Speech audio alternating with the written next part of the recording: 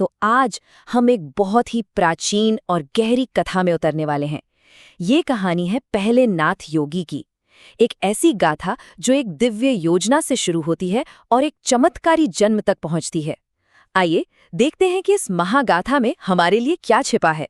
जरा सोचिए, एक ऐसा वक्त था जब दुनिया पर अंधेरा छाया हुआ था, जब धर्म का रास्ता, सही और गलत का फर्क लगभग खत्म हो चुका था।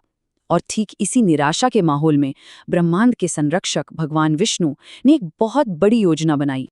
लेकिन ये प्लान सिर्फ किसी एक हीरो को धरती पर भेजने का नहीं था। नहीं, ये तो कुछ बहुत बड़ा था। ये एक पूरी की पूरी आध्यात्मिक परंपरा शुरू करने के बारे में था। एक ऐसा वंश जो मानवता को उस अंधेरे से बाहर निकाल सके। ये थी 9 नाथ स्वामियों के अवतरण की भव्य योजना। देखिए, विष्णु की रणनीति बिल्कुल साफ थी। पहला काम, संकट को समझना, जो था कलयुग में धर्म का पतन। दूसरा काम, एक टीम तैयार करना। इसके लिए 9 दिव्य नारायणों को चुना गया, जो अच्छाई के प्रतीक थे और उन्हें पृथ्वी पर महान योगियों के रूप में जन्म लेना था। अब इन 9 महान योगियों को भी एक गाइड की, एक गुरु की जरूरत थी, और वो भी कोई साधारण गुरु नहीं। तो ये जिम्मेदारी सौंपी गई दत्तात्रेय को, जो कोई और नहीं बल्कि ब्रह्मा, विष्णु और शिव तीनों की मिलीजुली शक्ति के अवतार थे। मतलब ज्ञान और विवेक का सबसे बड़ा स्रोत। और यहीं से हमारी कहानी का सबसे अहम हिस्सा शुरू होता है।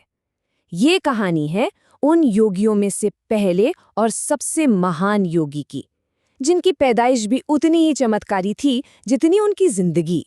तो हुआ यूं कि सब कुछ एक दिव्य घटना से शुरू हुआ।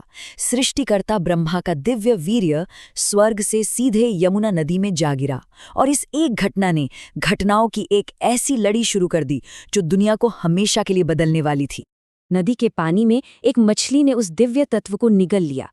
उसे क्या पता था कि वो अनजाने में इतिहास के सबसे महान योगियों में से एक को जन्म देने वाली है। उसके गर्भ में 9 नारायणों में से एक, कवि नारायण, ने आकार लेना शुरू कर दिया।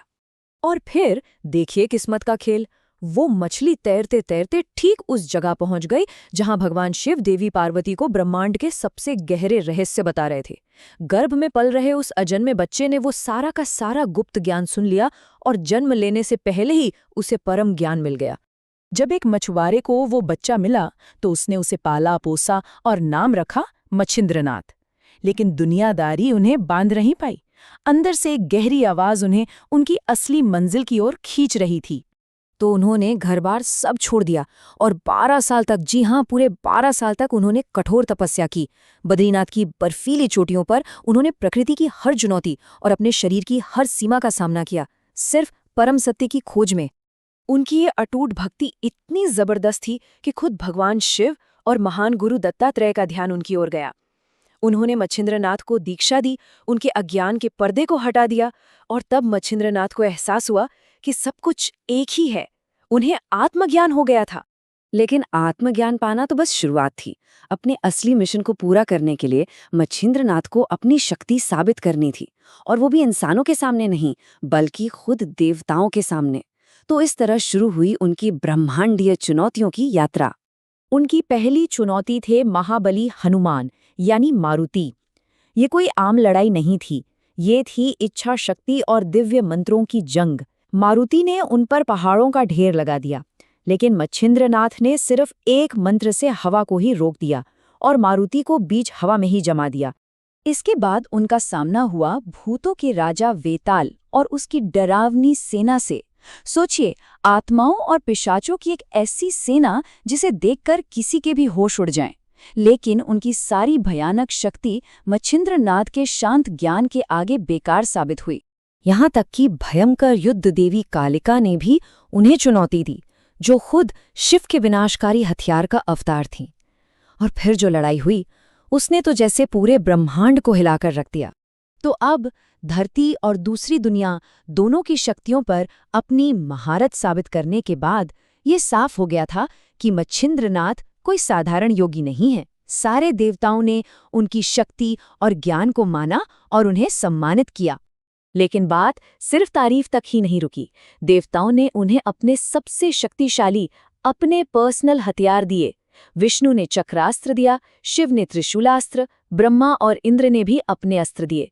ये सम्मान उनकी दिव्य शक्ति की सबसे बड़ी स्वीकृति थी। और इसके बाद जो हुआ वो और भी कमाल था। पूरे 7 साल की एक दिव्य यात्रा शुरू हुई। 1 साल वो विष्णु के मेहमान बनकर वैकुंठ में रहे, 1 साल शिव के साथ कैलाश पर, फिर ब्रह्मा और इंद्र के लोकों में भी समय बिताया। ये एक तरह का जश्न तो था ही, पर ये उनकी फाइनल ट्रेनिंग भी थी, जहां उन्होंने एक सिद्ध गुरु बनने का बचा खुचा ज्ञान भी हासिल कर लिया। और आखिरकार अपनी पूरी ट्रेनिंग और सारी परीक्षाएं पास करके मच्छिंद्रनाथ वापस धरती पर लौटे। अब उनका असली काम शुरू हो सकता था, मानवता को बचाने का मिशन। धरती पर लौटकर उनका पहला काम देखने में बहुत छोटा था, पर उसका असर बहुत बड़ा होने वाला था। उन्होंने एक निसंतान औरत को आशीर्वाद के तौर पर पवित्र राख दी। पर वो कोई मामूली राख नहीं थी, उसमें एक दिव्य आत्मा का अंश था, और इसी से भविष्य के महान योगी गोरखनाथ के जन्म का रास्ता खुला। और यहीं हमें उनके असली मिशन तक ले आता है। तो असल में जो अमृत वो स्वर्ग से लाए थे, वो कोई पीने वाली चीज नहीं थी, बल्कि उससे भी कहीं ज्यादा कीमती थी। वो था योग का एक नया सरल रास्ता, एक ऐसी उम्मीद जो हर इंसान के लिए थी, चाहे वो कोई भी हो। तो आखिर नवनाथ भक्तिसार से ली गई मच्छिंद्रनाथ की ये महागाथा हमें सिखाती क्या है? यह हमें याद दिलाती है कि चाहे कितना भी अंधेरा क्यों न हो, अपनी अंदरूनी शक्ति और एक बड़े मकसद के लिए समर्पण से रोशनी का रास्ता हमेशा बनाया जा सकता है। ये एक ऐसा सबक है जो सदियों पहले जितना जरूरी था, उतना ही आज भी है।